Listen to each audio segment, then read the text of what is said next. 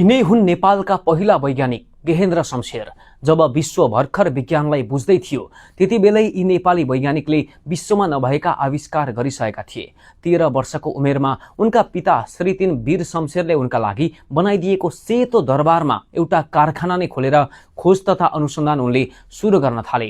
राणा परिवारमा जन्मिएर पनि उनले राजकाज भन्दा बढी नेपाललाई चिनाउने आविष्कारलाई समय दिए। त्यति बेलै उनले पानी बिजुली बत्ती बालेर संसारलाई चकित पारेका थिए। त्यो समय युद्धका लागि चाहिने अत्याधुनिक हतियार, राइफल, तोप, मेसिन गनहरू बनाइसकेका थिए। उनले बनाएको वीरगन त्यो समयमा एउटा खतरनाक हतियार मध्ये एउटा थियो। यति मात्र होइन, धान कुट्ने मिल, हावाबाट चल्ने मिल र छाला प्रशोधन कारखाना पनि उनैले स्थापना गरे। उनले फोर्ड कम्पनीको एउटा गाडी मगाए जुन नेपाल भित्रिएको पहिलो गाडी पनि थियो। त्यसको पार्ट पुर्जा निकालेर नयाँ गाडी बनाउने कोसिस पनि गरिरहेका थिए। तर 36 वर्षको युवा उमेरमै उनको हत्या भयो। नेपालले विश्वभर परिचित हुन सक्ने सम्भावना बोकेको एउटा वैज्ञानिक मात्रै गुमाएन, भविष्यमा विश्व विज्ञानलाई काउन्टर दिने कैयौं फर्मुला र सिप पनि सँगै गुमायो।